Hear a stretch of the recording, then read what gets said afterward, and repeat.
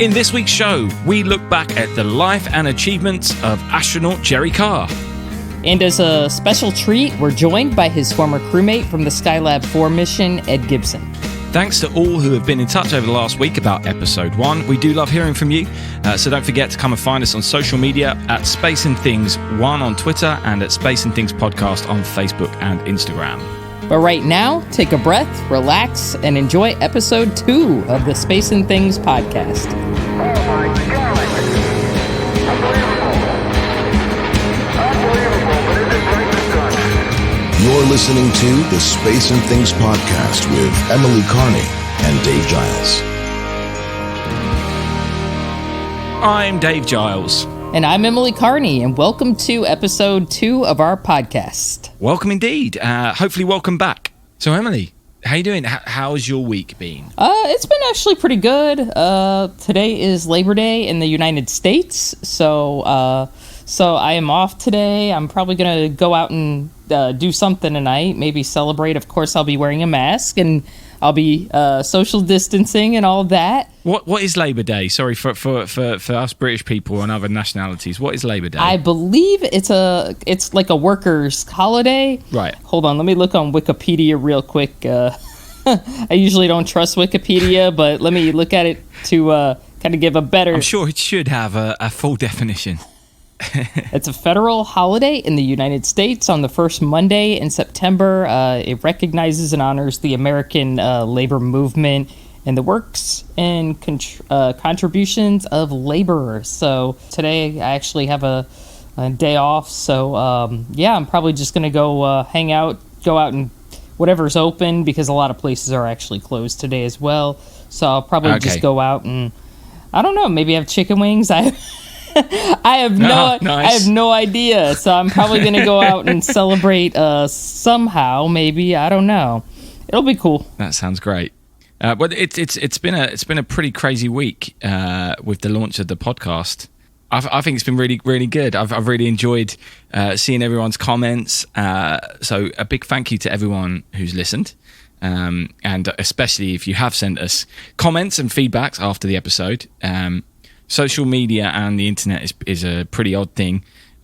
So every time someone does post about it or tweet about it, it both it's good for us, and also feeds our egos, which is also really lovely. So, and quite overwhelming too. So thanks for that. Yes, we've even had people sign up to our Patreon page, and we've had people, which is awesome, and we really thank you a lot for that. I do encourage, if you're interested, I'm not trying to be pushy, but please check it out. And also, we've had people buy a couple of T-shirts from our website, and we thank you so much for that. That's really well beyond what we thought would happen after just one episode. So thank you so much. We really appreciate it. I think we had a very good launch. Yeah, it was great. Thank you so much. It's been quite special. And if you want to know what we're talking about, head over to patreon.com/Space and Things, or visit our website, spaceandthingspodcast.com. But anyway, enough about that and about us. Should we get started? Yes, let's get started with this week's news. Hey, congratulations! This is real good. Since we recorded episode 1, it's been a few weeks, so much has happened that it's honestly been kind of difficult to keep up with everything. Yeah, it's just been relentless. I'm going to try and do a really quick summary of everything that's happened, and I'll put links to the videos of these launches within the descriptions of this podcast, so you can go and check them out. There's been some really cool stuff. So by my reckoning, there have been 2 SpaceX Falcon 9 launches since we recorded episode 1. One of which did a polar orbit, and we've not seen them do that trajectory before. I watch every single one of these launches, so it was actually really nice to see it go in a different direction and have different camera angles, because these are getting very frequent, which is wonderful. SpaceX have also been busy with their Starship rocket, which is their next generation of rocket, and it's pretty crazy what their ambitions are with this. And the SN6 prototype did a little 150-meter hop, which is really crazy to watch and worth watching. So you should check that out. NASA have also been testing. The SLS Flight Support Booster got a static firing test, and the SLS being the Space Launch System, which is going to be the most powerful rocket ever when it's finished, and it's NASA's plan to get astronauts beyond Earth orbit again. And that was really something. They had some great drone footage of that going on, which was really cool. The European Space Agency have also had another launch. They've launched a Vega rocket for the first time since last July, and this one was successful. The last time it wasn't, so that was great news to see them back on track with that.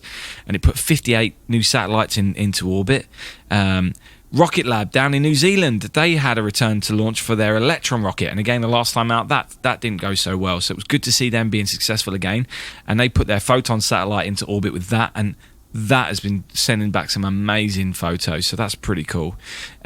We also had a launch scrub from the United Launch Alliance, ULA. Their Delta Heavy rocket, one of their big payload rockets, at T-minus 3 seconds, just shut down and said, no, not today. And so that was pretty crazy. And there's something going on in China, which... maybe we'll talk about a bit more later, but it's pretty scary, and I don't know. But what this has grabbed your attention, Emily, because it's kind of overwhelming how much there is. Yes, well, the two stories that kind of grabbed my attention the most really was the because I was up to see it. I think it happened on a Friday night, Saturday morning, so I was awake, although I was very tired. The Delta IV Heavy scrub at T-minus 3 seconds to launch. I laid in bed and I watched it, and about, I would say, T-minus 15 seconds, the pre-lighting, it started, and I was like, yeah, and then everything just stopped at 3 seconds, and I was like, what was that? What was what was that? Yeah. And I think I was texting somebody. I was like, yo, what was that? I've never seen that with the Delta IV Heavy launch. That that kind of scared the crap out of me a little bit, because I've never seen it just like stop. Yeah, because the engines came on, right? Yeah. And then they just shut down almost immediately. Yep, it just didn't. I was like, man, I was anticipating it'd be a lot higher off the pad at this point. I was like, oh my God. I guess what happened was they had an abort, and the last I heard from ULA, I don't believe they've established a new a launch time yet, or a new launch date. I believe they're still investigating into what may have caused it. I guess what happens is, and if I get any of this wrong, somebody please reach out and correct me, but I think the computer detected something anomalous and just shut everything down, which is what it's supposed to do. Which is good. Exactly. It did its job, and it prevented something potentially worse happening than just a shutdown at the pad. Yeah, so that was a little hair-raising, but I've never seen that personally happen with a Delta IV Heavy launch, but it is 2020, so... It is 2020. Yeah, exactly, right? So it's 2020, so who knows? A lot of things have happened this year that nobody thought would happen. So yeah, hopefully that'll go off. And of course, it's carrying a NROL 44 satellite, and that is a National Reconnaissance Office payload. And I don't know much about it, other than I'm sure it spies on people. So I don't know what it looks like. I have no idea what it looks like. I'm sure it just keeps an eye on bad people. And it's a large payload, because Delta IV Heavy typically carries stuff that's either very large or going far away. It seems like with all these launches, there's a hell of a lot of stuff going up there at the moment. Like more satellites than ever. The ESA launch, that was another 55 satellites. I mean, every time one of these Starlink thing goes up, that's another 60 odd satellites. It must be getting quite congested up there at the moment. Yeah, especially it seems like every 2 seconds they're putting some new Starlink stuff up. I'm just chilling, and it's like Starlink launch, and I'm like, what? Like, they just put up a bunch of stuff again. There's another one. Exactly. Yeah. So there seems to be a lot of launches this year. I think we did say this on the last episode, despite everything sort of stopping this year because of the pandemic. Unfortunately, it seems like space is still really going full steam ahead, which is really awesome. So it gives us something to hope. Yeah. Gives us some hope about. Did you see the video of the first stage coming back from the Chinese launch by any chance yet? Yeah, I caught that on Twitter about 3 hours ago, and I still don't know what the hell is going on, but that's really scary.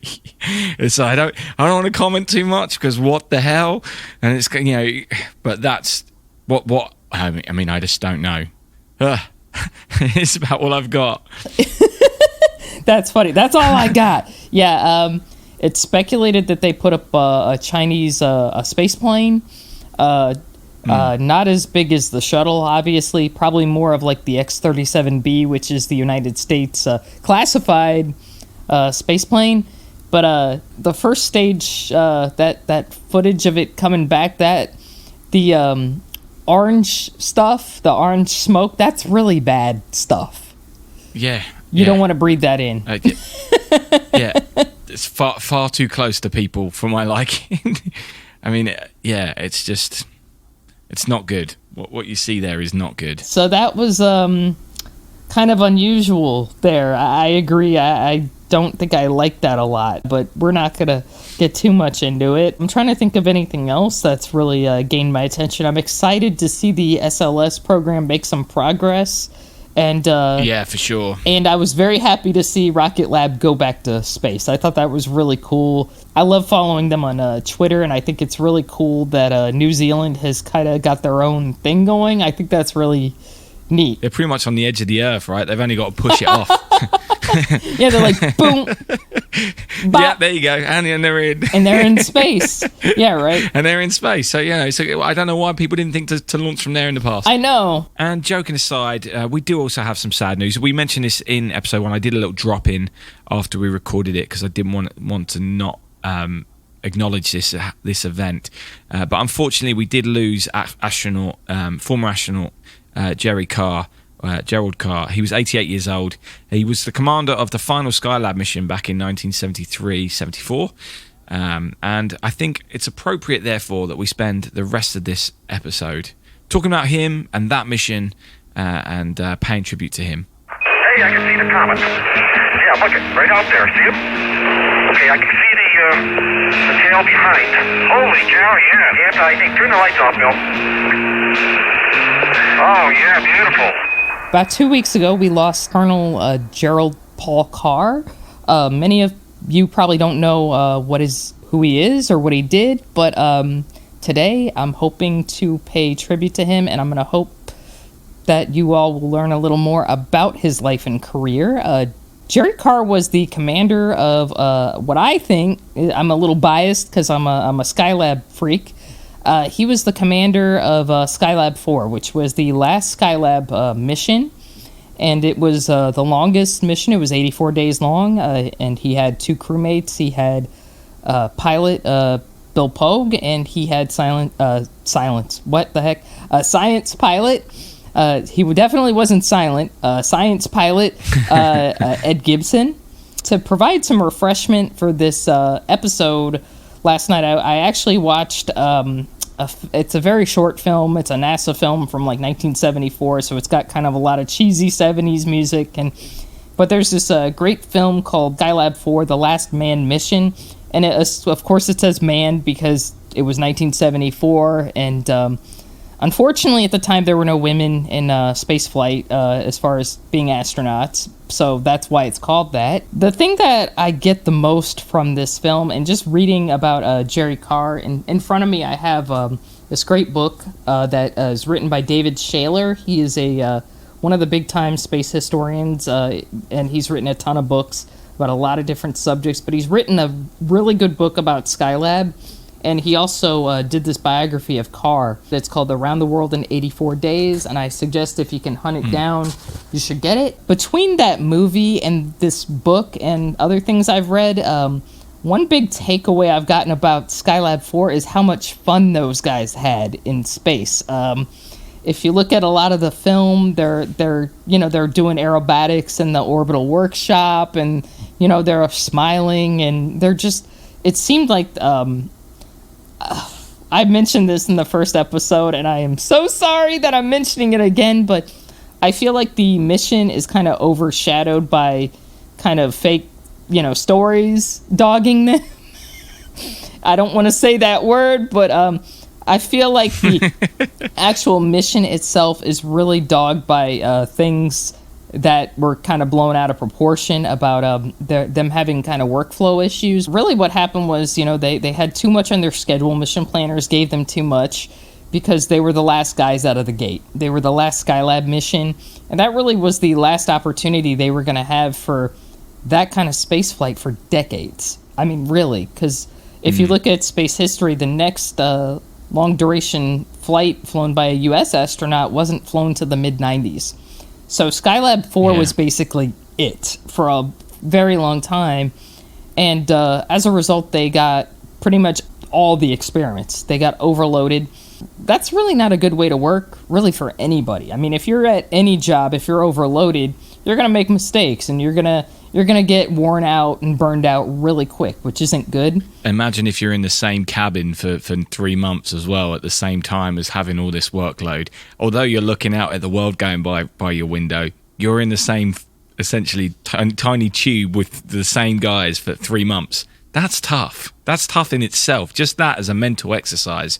Imagine taking 2 other people and having to work with them and not seeing any of your family and friends and being stuck in one room or 2 rooms, but that's tough. Exactly. I mean, even though Skylab was a very large volume, it's not like you can just easily go outside or something. Exactly. It's not like, you're still isolated, in this area, really away from everybody for 3 months. And that's a lot, or over 3 months, really. I mean, that's a lot of time. And I don't think people really think about that, and I liken it to being deployed, but at least being deployed, if you're on a carrier or in the military, you can go outside. I imagine there's a lot of people in this country in particular that haven't had the quarantine periods we've had this year, we might have some more sympathy with the old Skylab 4 crew, having spent 3 months inside. But again, they could at least go in their gardens and had changing weather. It's like one of those things when I used to teach students, and it's one of those things whenever a student is having a bad day, you try to kind of change their environment, maybe take them outside for a while or do something, so they can kind of refocus. And that's very difficult to do if you're in a spacecraft. Basically what happened was, to make a very long story short, they basically rejiggered their schedule with the ground, and after that everything worked great, and they actually got a ton of activities done. They got more done than the previous couple Skylab missions, and not only that, but in addition, the crew came back and they were in really good shape. The first crew, they weren't in bad shape, but they were just starting to figure out the connection between, okay, we have to exercise a lot, especially near the end of the mission, so we can come back feeling good, or feeling, not having lost as much weight or having lost, bone mass or muscle mass or anything like that. They were just figuring this out. Nobody really knew about that. And that was really something amazing that came out of the mission, was that they really learned how to, the last crew really learned how to nail, that balance of, okay, living and working in space, and how to take good care of our bodies and ourselves up there, so we come back and we're not just limp, a limp doll. And instead it's reported as a mutiny. Yeah, which is sad. A few more things about that mission, which I've picked up on recently, going through the mission audio. The real mutiny should have happened when they run out of butter cookies. Yes. I think it was Jerry reporting down that Ed wasn't happy that they'd run out of butter cookies, and I believe there's a part of the NASA website which has the recipe on as well somewhere for these cookies. So I think I'm going to have to make a batch. Yes. Those, I believe those cookies were used as currency aboard Skylab. Yeah. I believe they were used as attaboy. Reward tokens. Yeah, rewards. I believe they were used special treats. It's funny. That's hilarious. I can imagine Ed getting kind of frustrated, man, there's no more cookies. Apparently they were real good. So, yeah, that's hysterical. Well, Dick, I guess I need my sad music for this report. Go ahead. Well, there aren't any more butter cookies, I guess, and I guess by this time tomorrow, Ed will be in withdrawal. There's another great bit of audio where I think it was a moth. They radioed down that they have some good news to share. That the crew is delighted to announce the birth of this moth. And it's just so funny. It's just such good humor. And Mission Control had to report up that they had no food for it. And the crew were like, "Oh, what are we going to do? Have we not got any spider food left?" Because obviously they had some spiders. Yeah, they had the two spiders. Like, no, that's all gone. That's all gone. And there was that moment where they were like, "We're really happy, but at the same time really sad." And it's just a wonderful piece of audio from that mission, which I thoroughly enjoyed at finding out more about. That's really the big takeaway I would love people to know, is that they really got along well. They'd been working together, for 7 years before they flew. So they were very tight. They got along very well after the mission. They were very close afterwards, which is why it kind of hurts so bad that two of the guys are gone now and it's just Ed. They really vibed well together. If you saw them at events, they were always hanging out. And I think Jerry was a big part of it. I had the opportunity to meet him a few times. I didn't know him as well as I've known other astronauts, but he was always very cheerful, very just very kind. If you had a question, he would answer it. He was another one of those guys like Bean that I talked about last podcast, very giving of his time. He seems like the kind of commander you would want to work for. He would dot your I and tell you, okay, you got to get this task done, but he would kind of let you do your own, work independently at the same time. He seems like he would be a really good boss, so I do have a passage about him, and I did not write this. This is in the book Around the World in 84 Days. It was actually written by Ed Gibson. It's in the epilogue of the book, and it's called Thoughts on Jerry Carr. It talks about, how he was the consummate professional, an empathic friend. He made an outstanding leader and commander. I think the last sentences are the best ones, and I'll share those. In addition to Jerry's vision, courage, and empathy, he consistently demonstrates an unyielding and hard altruistic core. He shows respect and in turn earns it. And of course, he is competent, as anyone who is a commander among the best of the best has to be. All these qualities make him a great leader and loyal friend. The world could use a whole bunch more Jerry Carrs. Wow. So that's something that always kind of stuck with me. Yeah, I mean that's a beautiful quote, that as well. That's you don't say that about a crewmate unless you actually really liked him. Houston, we have an announcement. Go ahead. We are pleased to announce the birth of our first moth. The attending physicians, Carr, Gibson, and Pogue, describe the status of the babies as alive, moving, but somewhat hairy. I read somewhere today that apparently just before, about 2 minutes before their launch, the three of them were just sitting there laughing. Yeah. Because obviously they'd been building up to this mission for years. They were all rookies, so there wasn't any of them who could say, right, this is what's going to happen now. And they were all just sitting there waiting for this launch, and finally it's there. And why not have a giggle? And I just think that's wonderful. So there's another aspect of Jerry Carr's career at NASA which I'd like to talk about, and that's his role as Capcom in two of the most famous parts of spaceflight history. Capcom is, for those people who don't know, is essentially the voice of Houston, or the voice of Mission Control, and he's the person that would talk, or he or she would be the person that talks from Houston to the astronauts in space. It's always performed by an astronaut. It's a role that's always performed by an astronaut. The idea being that they speak the same language. So Jerry played this role, as I said, in two of the most famous incidents within space flight history. Firstly, he was involved with the Apollo 8 mission, which was the first. Yes, he was. Mission to take a crew to the moon. And as the crew were going around the dark side for the first time, the first people who were observing the moon from the far side, and it was Jerry's voice that you heard trying to reconnect with them as they come out of their blackout. Apollo 8 Houston, what does the old moon look like from 60 miles? He said.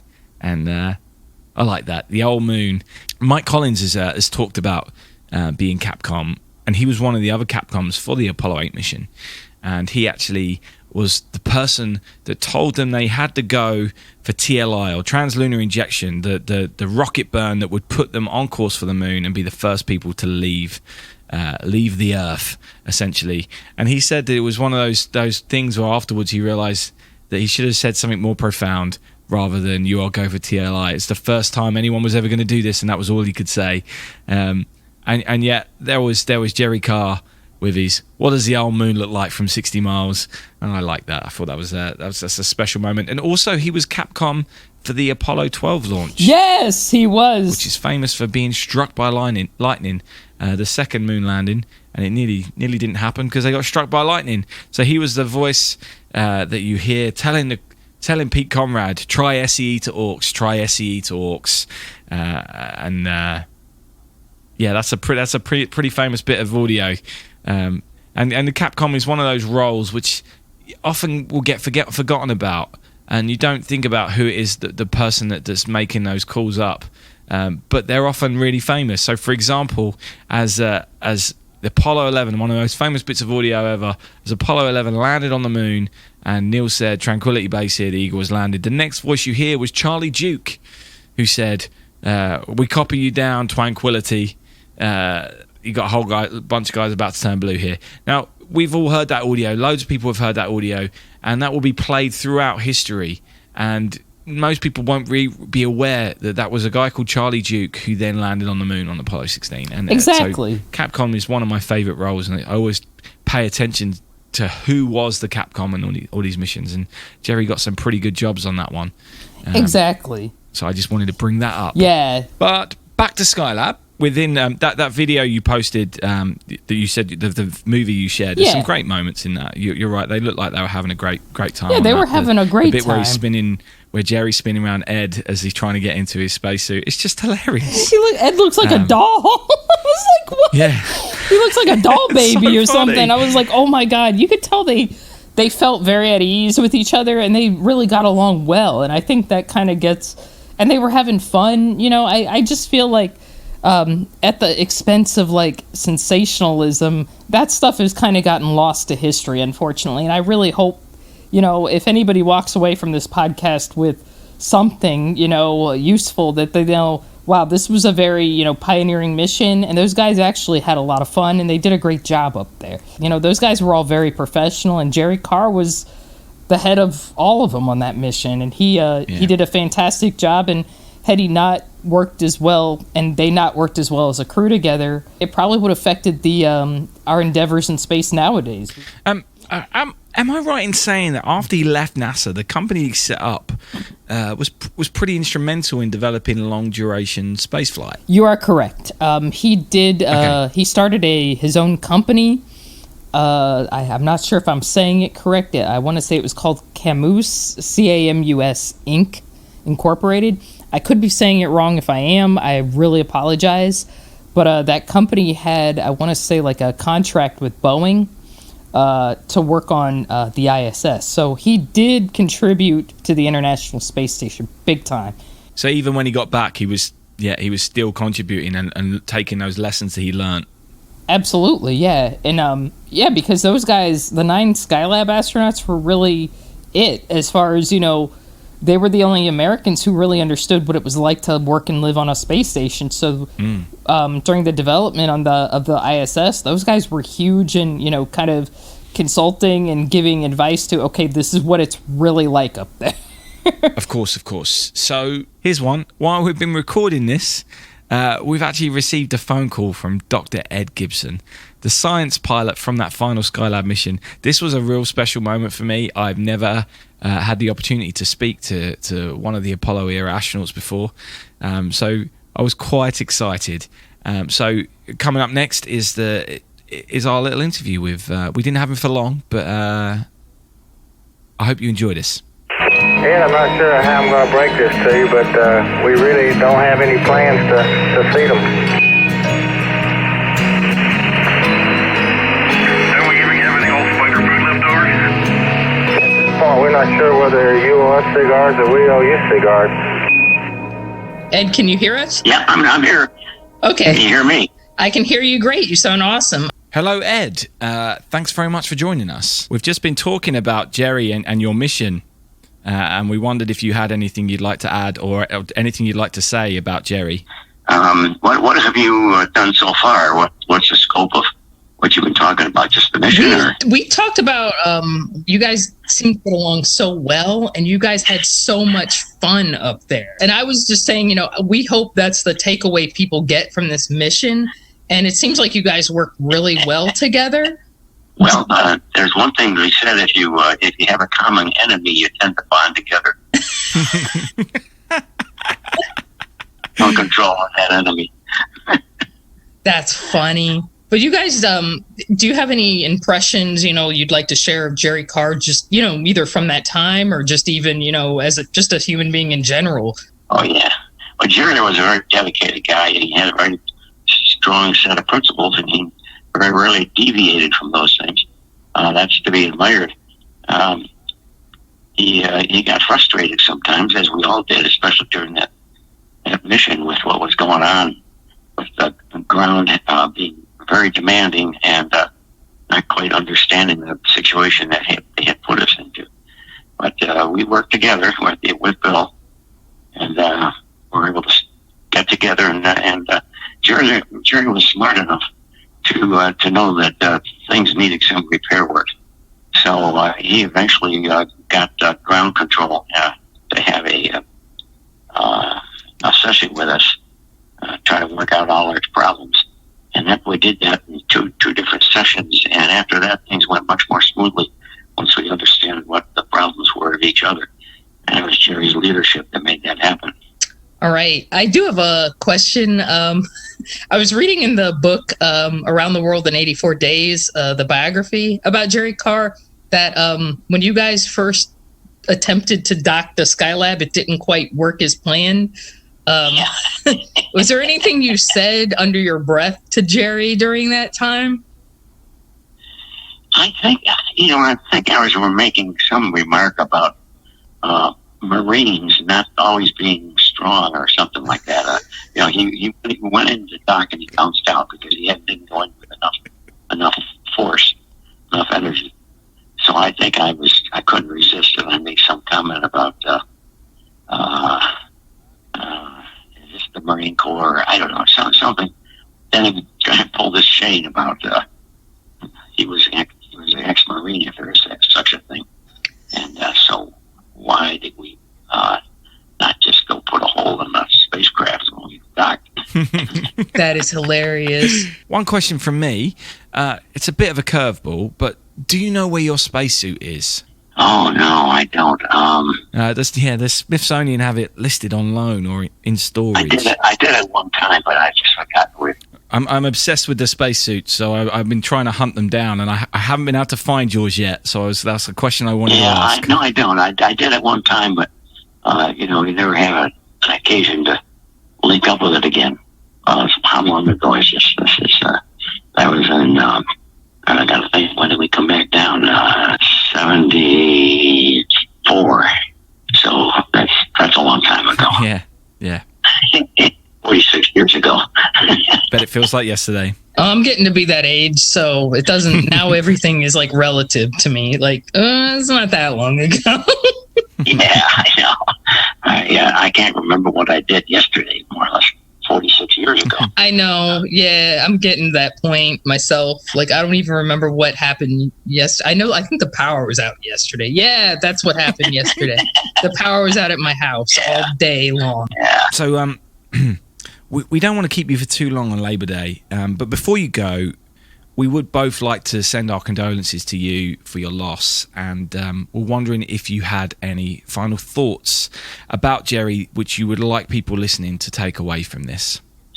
Well, he's a very high principled person, and he tried to hold to those principles at all times, and so I get that part I admired about him. I really did. And he's just always trying to do the right thing. Now, we all sometimes had a disagreement about what the right thing was, but you had to admire that's what motivated him. We really thank you for calling. Thank you, We Ed. really appreciate it. Thank you so much. Thank you. Bye-bye. Okay. Bye. The Purple Gang is very very happy to be the guys that get to congratulate you as the undisputed space champs of the world. Well, that was very special. He's wonderful. What a sweet guy. He's genuinely a lovely person. We're almost out of time. What I will do is I'll put the links in the description of this podcast, as well as the links I said earlier. I will put in. I will put links to the books and videos we've talked about when discussing Jerry and the Skylab, the final Skylab mission, and also some obituaries about Jerry, which his family have asked to be shared. So please do go and have a look at all of that. Maybe you can learn some more about that part of history and that final Skylab mission. Yes. So thank you for tuning in to find out more about Jerry Carr. And again, we really want to extend a huge thanks to Dr. Ed Gibson for speaking to us today. We'd really like to thank him, and we really appreciate his time and his insight. I'm going to be buzzing about this for a long time, and I hope you enjoyed it. And if you have enjoyed this episode, please do press the like button or the follow button and subscribe button, whatever there is on your podcast platform. However you decide to do it, leave a review. It really does help us out big time. So we appreciate anyone who has done that. Yes, and also please keep the comments coming in on social media as well. They've been really awesome to read, and we really appreciate it. Which does remind me that Peter Jackson got in contact on Twitter to ask for a link to the Go Flight podcast interview with Alan Bean that we mentioned last week. Unfortunately, it does appear to have been taken down at the moment. I'm going to reach out to Rick Houston to find out if that's just a little admin error or whether he's brought it down. It would be a shame if he has brought it down because it's a great interview. Yeah, it really was. That whole podcast series was a lot of fun. So, it really was. Yep. So thank you again for joining us, and we hope to see you again next week. And remember, in space, no one can hear you meme or stream or meme, but it doesn't matter. Either way. Space and Things has been brought to you by And Things Productions.